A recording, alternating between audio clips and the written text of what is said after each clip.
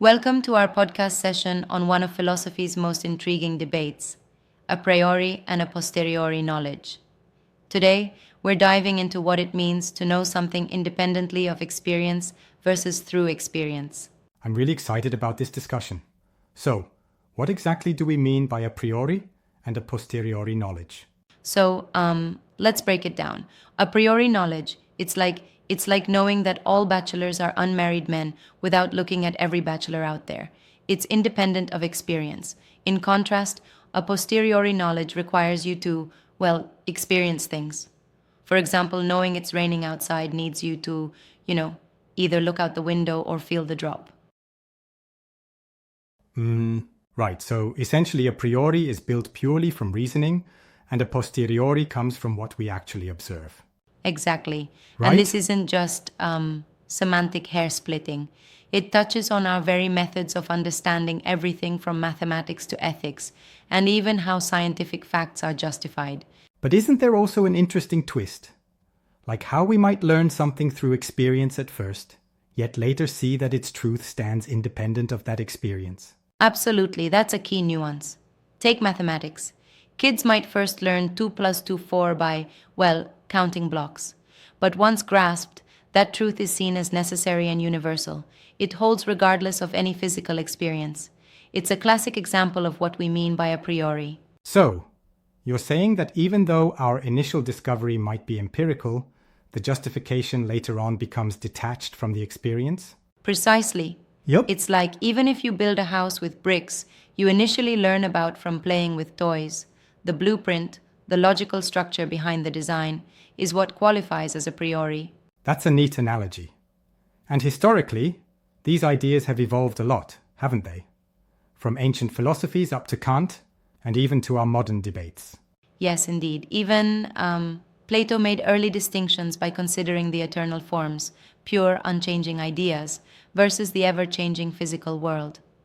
Later, Descartes with his I think moment, and then Kant, who tried to merge these ideas, posited that our mind actively shapes our experience by employing a priori concepts like space and time. Kant's work really moved things forward, right? He argued for synthetic a priori truths, like mathematical principles, or the principle that every effect has a cause. But then, aren't there critics who challenge this neat separation? Exactly, and that's where things get interesting. Critics, such as Quine, have questioned whether any truth is really free from revision by experience. He argued that no belief is completely immune to empirical updating. Yeah, I can see that. Honestly, it's almost like trying to separate your DNA from your environment. Both shape what you become. That's a good analogy. It's like, even if you have a core structure, your experiences can modify how they express themselves. Even the supposedly fixed logical principles might have subtleties we haven't fully grasped yet. I get that. But don't you think that a priori claims, like those that support mathematical proofs, still hold tremendous weight? How do we reconcile that with the view that all knowledge is somewhat empirical in origin? That's a strong point. I mean, when it comes to mathematics or logic, the steps in a proof follow necessarily from one another, showing that the truth, once demonstrated, doesn't need further empirical support. Yet, modern developments, like non-Euclidean geometries and even quantum logic, remind us that what we take as self-evident can evolve over time. Right? But then, wouldn't you, say that these challenges sort of blur the lines? For instance, the evolution of quantum mechanics. Classical logic seemed rock solid until alternative logical frameworks emerged to account for, say, the behavior of particles at subatomic levels. That's exactly it. The progress in fields like physics shows that our assumptions about, say, the law of excluded middle or non-contradiction might not be as ironclad as we thought in every context. However, I'd argue that core logical principles still serve as an essential foundation, even if the details in specialized fields might be revisable. I have to challenge that a bit. What if, as some theories suggest, even our most basic reasoning patterns are fundamentally derived from deep patterns in our experiences rather than being innate? Think of the success of deep learning systems today. They learn to recognize patterns not by being preloaded with rules, but by processing vast amounts of data.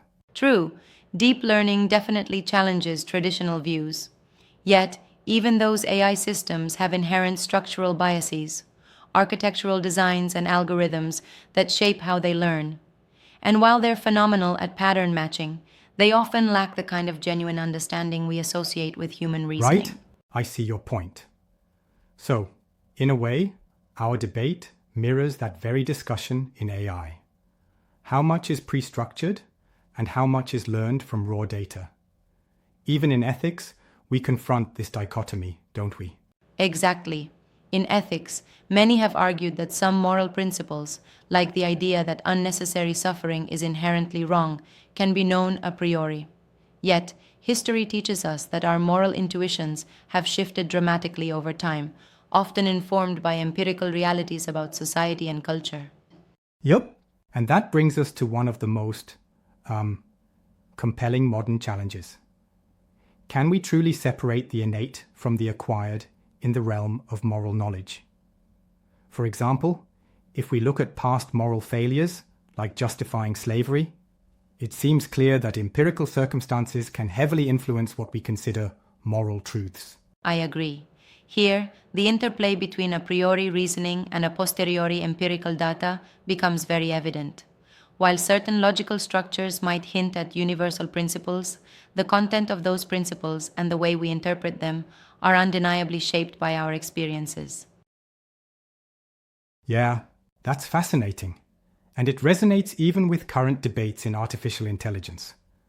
Whether in human ethics or machine reasoning, the underlying principles often seem to be an amalgam of pre-structured reasoning and data-driven learning. Absolutely. If you think about it, successful AI systems generally rely on a blend of pre-programmed frameworks, like, say, an algorithm's objective function, plus the extensive empirical training data. This mirrors the idea that our own reasoning might start with a priori biases that are later honed by experience. And that interplay suggests why the debate is so crucial for various fields. It's not just a sterile academic question, but one that affects education, science, ethics, and even the development of new technologies.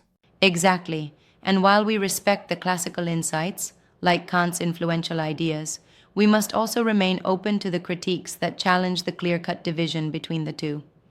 Even if, say, logical principles appear innate, their interpretations and applications can dramatically change with new discoveries. Yep, I like how this conversation really highlights the importance of constant questioning. Even our most basic methods of knowing seem to evolve in light of new evidence, whether it's in quantum mechanics, AI development, or even our moral reasoning processes. That's the beauty of philosophy, its ability to adapt and refine over time. And while a priori and a posteriori knowledge each offer valuable insights, the real power lies in how they interact. We need reason to provide structure, but we also need experience to keep that structure grounded in reality. Right? One interesting critique, though, is that if we lean too much on what's empirical, we risk sliding into a kind of extreme relativism where nothing is truly objective. Conversely, if we rely solely on a priori reasoning, we might ignore the nuances that real-world data brings in.